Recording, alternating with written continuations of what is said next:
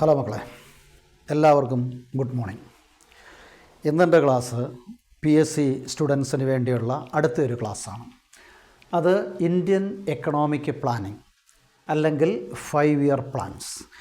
ഇതും 2 പാർട്ടായിട്ടാണ്. കേരള PSCക്ക് വേണ്ടിയുള്ള ഈ എക്കണോമിക് പ്ലാനിങ്ങിൻ്റെ ക്ലാസ് 2 പാർട്ടാണ്. ഇത് ഒന്നാമത്തെ പാർട്ടാണ്. ഇത് എക്സ്പ്ലെയിൻ ചെയ്യുന്നതിന് മുമ്പ് ഒരു ചെറിയ തിരുത്തൽ.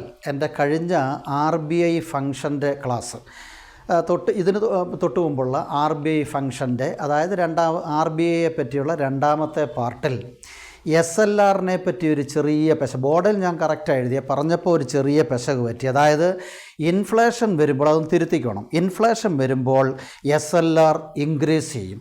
അങ്ങനെ SLR ഇൻക്രീസ് ചെയ്യുമ്പോൾ കൊമേഴ്ഷ്യൽ ബാങ്കുകളുടെ ലെൻഡിങ് കപ്പാസിറ്റി കുറയും, ഡിക്രീസ് ചെയ്യും. അതൊന്ന് ഓർത്തോണം. ഞാൻ ഇൻക്രീസ് ചെയ്യുമെന്നാണ് പറഞ്ഞ് അത് ബോർഡിൽ കറക്റ്റായി എഴുതിയിരുന്നേ, പക്ഷേ പറഞ്ഞപ്പോൾ ഒരു ചെറിയ പെശക് പറ്റിപ്പോയി.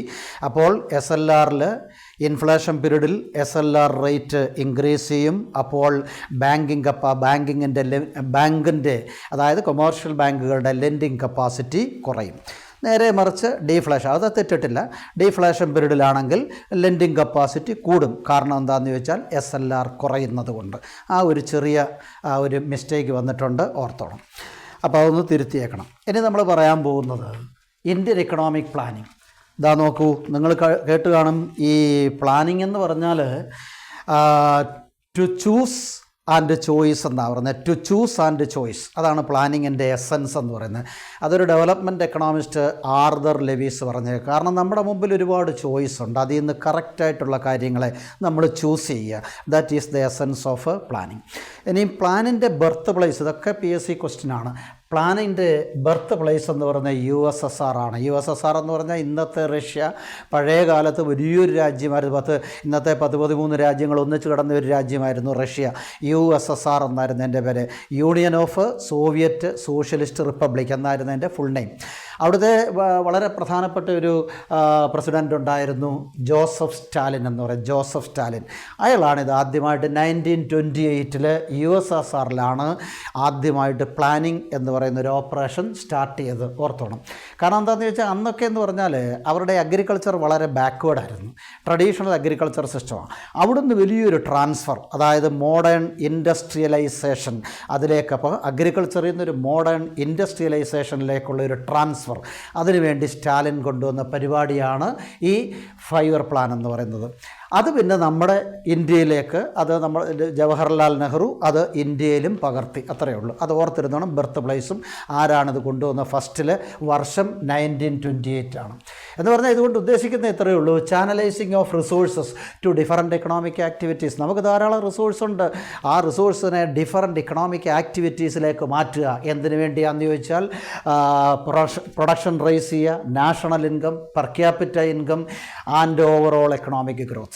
അപ്പോൾ ലാർജ് ക്വാണ്ടിറ്റീസ് ഓഫ് പ്രൊഡക്ഷന്, അതുപോലെ തന്നെ national income, per capita income, ഇതൊക്കെ റൈസ് ചെയ്യുക. അങ്ങനെ ഒരു ടോട്ടൽ എക്കണോമിക് ഗ്രോത്ത് ഉണ്ടാക്കിയെടുക്കുക. അതിനുവേണ്ടി നമ്മുടെ റിസോഴ്സസിനെ കംപ്ലീറ്റ് ഏറ്റവും ബെസ്റ്റ് രീതിയിലേക്ക് ചാനലൈസ് ചെയ്യുകയാണ് ഇതുകൊണ്ട് ഉദ്ദേശിക്കുന്നത്. പിന്നെ ഇന്ത്യയിൽ ഇതിൻ്റെ പയനിയർ ഓർത്തിരുന്നു. ആദ്യമായിട്ട് ഈ ഇന്ത്യൻ പ്ലാനിങ്ങിനെ പറ്റി ആദ്യമായിട്ട് അതിനെപ്പറ്റി ഒരു വിവരം കൊണ്ടുവരുന്നത് M വിശ്വേശ്വരയ്യ, ഓർത്തിരുന്നോണം. അയാളെ വേണമെങ്കിൽ ഫാദർ ഓഫ് ഇന്ത്യൻ പ്ലാനിങ് എന്ന് വേണമെങ്കിൽ വിളിക്കാം. അതായത് M വിശ്വേശ്വരയ്യ. അയാളൊരു ബുക്ക് എഴുതിയിട്ടുണ്ട്, അത് ഓർത്തോണം. പ്ലാൻഡ് എക്കോണമി ഫോർ ഇന്ത്യ 1934 അത് പബ്ലിഷ് ചെയ്തത്. അതുപോലെ തന്നെ ഫസ്റ്റ് പ്ലാനിംഗ് കമ്മീഷൻ സെറ്റപ്പിന് 1950. എപ്പോഴും ചോദിക്കുന്ന ക്വസ്റ്റ്യൻ, ഓർത്തിരുന്നോണം. ഇന്ത്യയിൽ ആദ്യമായിട്ട് പ്ലാനിംഗ് കമ്മീഷൻ സെറ്റപ്പ് ചെയ്തത്, സ്റ്റാർട്ട് ചെയ്ത 1950 ആണ്, 1950, under the chairmanship of Jawaharlal Nehru. നെഹ്റുവിൻ്റെ അണ്ടറിലാണ്, പുള്ളിയാണ് അന്നും ഇന്നും എല്ലാം തന്നെ പ്ലാനിങ്ങിൻ്റെയൊക്കെ ഹെഡെന്ന് പറയുന്ന പ്രൈം മിനിസ്റ്ററാണ് ഇന്ത്യയിൽ. പിന്നെ അതിൻ്റെ വൈസ് ചെയർമാൻ, അതുകൂടെ ഓർത്തിരുന്നോണം. വൈസ് ചെയർമാൻ, അതായത് നമ്മുടെ ആദ്യത്തെ പ്ലാനിംഗ് കമ്മീഷൻ്റെ വൈസ് ചെയർമാൻ ഗുൽസാരിലാൽ നന്ദ, ഓർത്തിരുന്നോണം, ഗുൽസാരിലാൽ നന്ദ.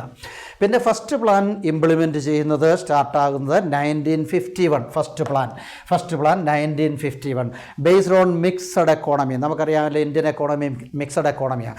അതായത് പബ്ലിക് സെക്ടറും പ്രൈവറ്റ് സെക്ടറും ഒരുപോലെ തോളോട് തോൾ ചേർന്ന് വർക്ക് ചെയ്യുന്ന ഒരു എക്കോണമിയാണ്. അപ്പോൾ ഒരു മിക്സഡ് എക്കണോമിക് ബേസിലുള്ള ഒരു പ്ലാനിംഗ് ആണ് 1951 സ്റ്റാർട്ട് ചെയ്തത്. അതിൻ്റെ ലക്ഷ്യം എന്താണെന്ന് വെച്ചതേ ഉള്ളൂ. മോസ്റ്റ് ഇമ്പോർട്ടൻ്റ് എയിം എന്താ? Welfare state. ഒരു വെൽഫെയർ സ്റ്റേറ്റ് എസ്റ്റാബ്ലിഷ് ചെയ്യുക. വെൽഫെയർ സ്റ്റേറ്റ് എന്ന് പറയുമ്പോൾ പ്രോസ്പെരിറ്റിയുള്ള, ഇക്വാളിറ്റിയുള്ള, സോഷ്യൽ ജസ്റ്റിസ് ഒക്കെയുള്ള വളരെ നന്നായിട്ടുള്ള ഒരു ഡെമോക്രാറ്റിക് സെറ്റപ്പ്. അതാണ് നമ്മളതുകൊണ്ട് ഉദ്ദേശിക്കുന്നത്. പിന്നെ ഇതിൻ്റെ അടിസ്ഥാനത്തിൽ ഇന്ത്യൻ എക്കോണമി ഡിവൈഡഡ് ഉണ്ട്. അതായത് ഈ പ്ലാനിംഗ് കമ്മീഷൻ്റെ അടിസ്ഥാനത്തിൽ Indian economy is divided into 3 സെക്ടേഴ്സായിട്ട് തിരിക്കുന്നുണ്ട്. അത് ഗ്രേറ്റ് നാഷണൽ ഇമ്പോർട്ടൻസ് ഉള്ള സെക്ടർ, അതുപോലെ തന്നെ state owned but private enterprises ആണ്. പിന്നെ മൂന്നാമത് പ്രൈവറ്റ് എൻ്റർപ്രൈസസ് ആണ്, പക്ഷേ സ്റ്റേറ്റിൻ്റെ കൺട്രോളുണ്ട്. ഇങ്ങനെ 3 പ്രൊഡക്ഷൻ ഡിപ്പാർട്ട്മെൻറ്റുകളായിട്ട് നമ്മൾ തിരിക്കുകയാണ്. ഈ ഫസ്റ്റ് ഡിപ്പാർട്ട്മെൻറ്റ് എന്ന് പറയുന്നത് ഗ്രേറ്റ് നാഷണൽ ഇമ്പോർട്ടൻസ് ആണ്. അതിൻ്റെ അകത്തിൽ വരുന്ന കാര്യങ്ങളെന്ന് പറയുന്നത് iron and steel, mineral oil, atomic energy, arms and ammunitions, അതായത് പ്രതിരോധ സംഭവങ്ങളൊക്കെ, അതുപോലെ ഷിപ്പ് ബിൽഡിങ്, എയർക്രാഫ്റ്റ്, ഇതുപോലുള്ള ഏറ്റവും സൂപ്പറായിട്ടുള്ള സംഭവങ്ങളെല്ലാമാണ് ആ പാർട്ടിൽ. ഇനി രണ്ടാമത് state owned but private enterprises ആണ്. എന്ന് പറഞ്ഞാൽ സ്റ്റേറ്റിനെ ഹെൽപ്പ് ചെയ്യുന്ന പ്രൈവറ്റ് എൻ്റർപ്രൈസസ് ആണ്. അതെന്ന് പറയുമ്പോൾ അതിനകത്ത് വരുന്ന അലൂമിനിയം, മെഷീൻ ടൂൾസ്, ട്രാൻസ്പോർട്ട്, അതുപോലെ ഫെർട്ടിലൈസേഴ്സ് എക്സെട്ര, ഇതുപോലുള്ള കാര്യങ്ങളാണ് അതിൻ്റെ അകത്ത് വരുന്നത്. ഇനി തേർഡ് ഡിവിഷൻ എന്ന് പറയുന്നത് പ്രൈവറ്റ് എൻ്റർപ്രൈസ് ആണ്, പക്ഷേ സ്റ്റേറ്റിൻ്റെ കൺട്രോളുണ്ട്. അപ്പോൾ ബാക്കിയുള്ളതെല്ലാം പ്രൈവറ്റുകാരുടെ ഒരുപാട് സംഭവങ്ങൾ നമ്മുടെ എക്കോണമിയിൽ ഉണ്ടെന്ന് ഓർത്തിരിക്കണം. ഇനി അടുത്തായിട്ട് ഇതിൻ്റെ അകത്ത് ഓർത്തിരിക്കേണ്ട ഒബ്ജക്റ്റീവ്സ് ആണ്. What are the objectives of Indian 5 year planning?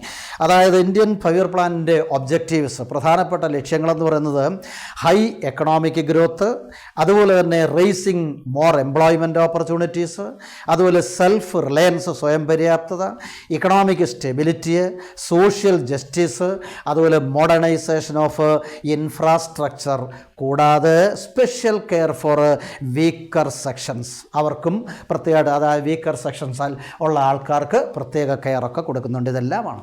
പിന്നെ അടുത്തത് നമ്മൾ ഓർത്തിരിക്കേണ്ടത് എന്തൊക്കെയാണ് ഇതിൻ്റെ അച്ചീവ്മെൻറ്റ്സ് ഒരു മൊത്തത്തിൽ പറയുകയാണ്. അച്ചീവ്മെൻറ്റ്സ് എന്ന് പറയുമ്പോൾ അതിൻ്റെ അകത്തിൽ ടോട്ടൽ എക്കണോമിക് ഗ്രോത്ത് ഉണ്ട്, അഗ്രികൾച്ചറിൻ്റെ ഇമ്പ്രൂവ്മെൻ്റ് അല്ലേ, agriculture development, industrial development, public sector, infrastructure, education, health, service sector, saving and investment, science and technology, foreign trade, ഇതെല്ലാം കൂടെ ചേർന്നിട്ടുള്ള വളരെയധികമായിട്ടുള്ള അച്ചീവ്മെൻറ്റ്സ്. ചില ഫെയിലിയർ ഉണ്ട്, അത് ലാസ്റ്റ് ഞാൻ പറയും.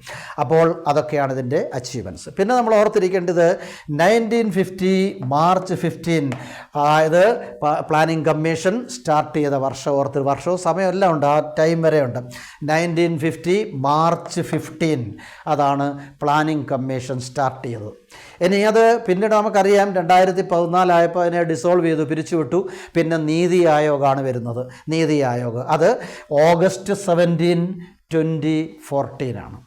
പിന്നെ ഇതിൻ്റെ ഹെഡ് ക്വാർട്ടേഴ്സ് ഓർത്തിരുന്നു. ഹെഡ് ക്വാർട്ടേഴ്സ് ന്യൂഡൽഹി യോജന ഭവൻ എന്ന് പറയും ഹെഡ് ക്വാർട്ടേഴ്സ്.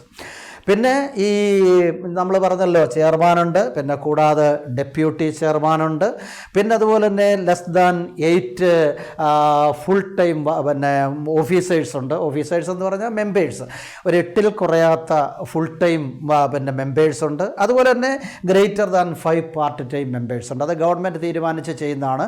5ലേറെ പാർട്ട് ടൈം മെമ്പേഴ്സും ഇതിൻ്റെ അകത്തിലുണ്ടായി. ഇതെല്ലാം ഉണ്ടായിരുന്നു, തീർന്നു കഴിഞ്ഞിരിക്കുക, ഇപ്പോൾ ഇല്ല. അപ്പോൾ ഇപ്പോൾ ആ സ്ഥാനത്ത് വന്നിരിക്കുന്നത്, അതായത് നമ്മുടെ പ്ലാൻ എന്ന് പറയുന്നത് നമ്പർ ഓഫ് പ്ലാനിങ്, നമ്മുടെ പ്ലാനിങ് എത്ര വരെയുണ്ട്? 1 to 12 ഓർത്തിരുന്നോണം. ഒന്നാമത്തെ പഞ്ചവത്സര പദ്ധതി മുതൽ 12 വരെയാണ് നമ്മുടെ പൂർത്തീകരിച്ച പദ്ധതികൾ.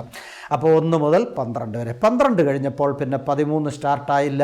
അവിടെയാണ് നീതി ആയോഗ് എന്ന് പറയുന്ന ആ പുതിയ സംവിധാനം വരുന്നത്.